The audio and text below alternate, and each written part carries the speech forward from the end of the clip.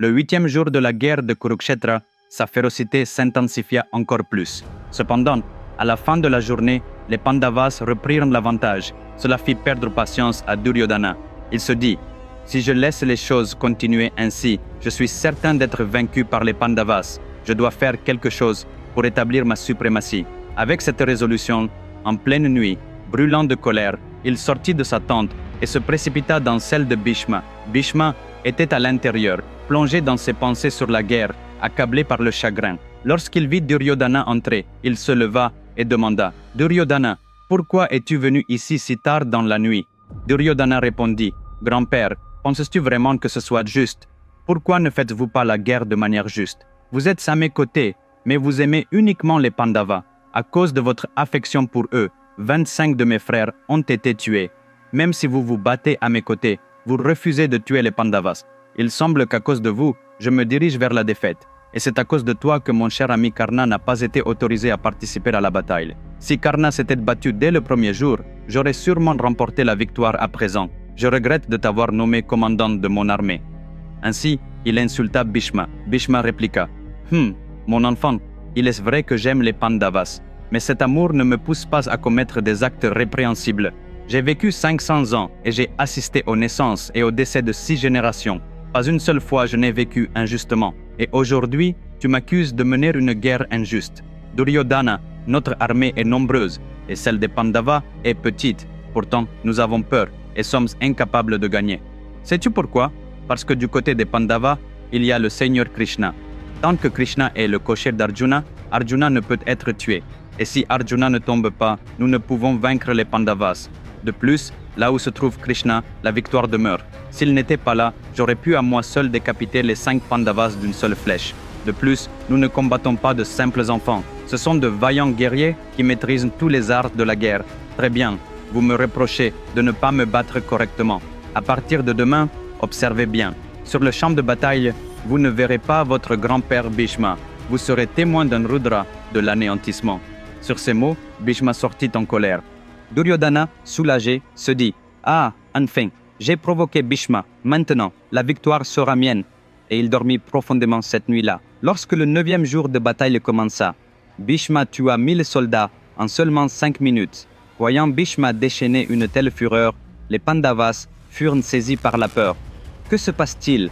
Comment peut-il rugir dans la bataille avec une telle puissance ?» murmuraient-ils entre eux. Pendant ce temps, à l'Ambusha, un Rakshasa combattant du côté des Kauravas lança un sortilège, plongeant tout le champ de bataille dans une obscurité totale, avec des nuages noirs tourbillonnant au niveau du sol. Dans cette obscurité, les soldats de Pandavas ne pouvaient même pas distinguer qui se tenait à côté d'eux.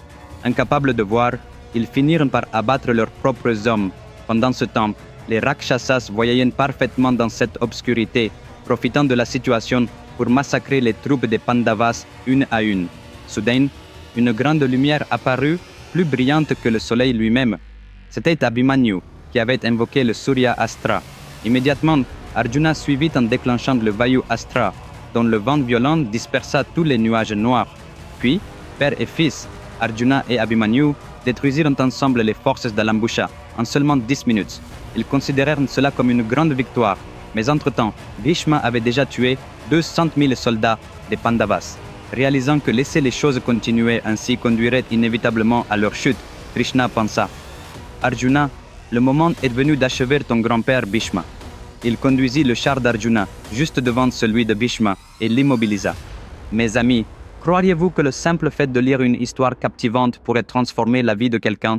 Si vous vous contentiez de lire une grande histoire comme celle-ci à vos enfants, cela leur transmettrait toutes les valeurs dont ils ont besoin dans la vie. Et croiriez-vous que pour tout problème que vous avez rencontré ou pourriez rencontrer à l'avenir, la solution peut être trouvée en lisant une telle histoire? Oui, c'est possible. Seulement avec la plus grande épopée jamais racontée dans l'histoire de l'humanité, le Mahabharata. Cette histoire est 100 fois plus magnifique que n'importe quel film à succès. C'est un défi. Le Mahabharata, complet, écrit dans le style de Vikramaditya, est disponible en 2 parties, sous forme de livres et de livres électroniques, sur Amazon et 43 autres boutiques en ligne. Il est également disponible dans le monde entier en 54 langues. J'ai inclus les liens dans la description ci-dessous. Commandez-le dès maintenant, parce que ce n'est pas seulement un livre, c'est une bibliothèque de connaissances dont votre vie a besoin.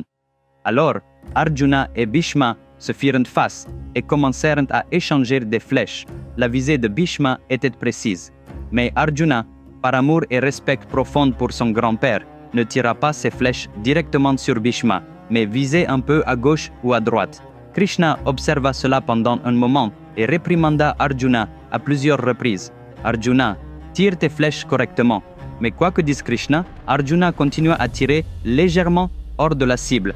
Pendant ce temps, certaines des flèches de Bhishma transpercèrent également Krishna.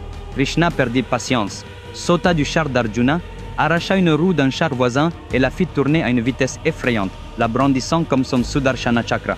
Il était sur le point de la lancer sur Bhishma et de le tuer, lorsque Arjuna se précipita, attrapa Krishna et le supplia. « Krishna, arrête, s'il te plaît, pose cette roue. » Krishna répondit, « Arjuna, tu mènes un combat injuste. À cause de toi seul, les Pandavas sont sur le point d'être vaincus. Lâche-moi. Je tuerai ton grand-père ainsi que toute l'armée des Kauravas en une seule journée et mettrai fin à cette guerre. Lâche-moi. » Arjuna insista. « Krishna, je t'en supplie, ne fais pas ça. Tu as donné ta parole que tu ne toucherais pas une arme, que tu ne te battrais pas et que tu ne tuerais personne.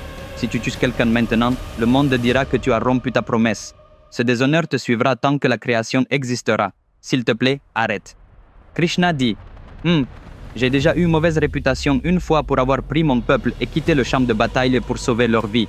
On m'a traité de lâche qui fuyait la guerre. Une autre tâche sur ma réputation ne fait aucune différence pour moi. Ne m'arrête pas. Janand,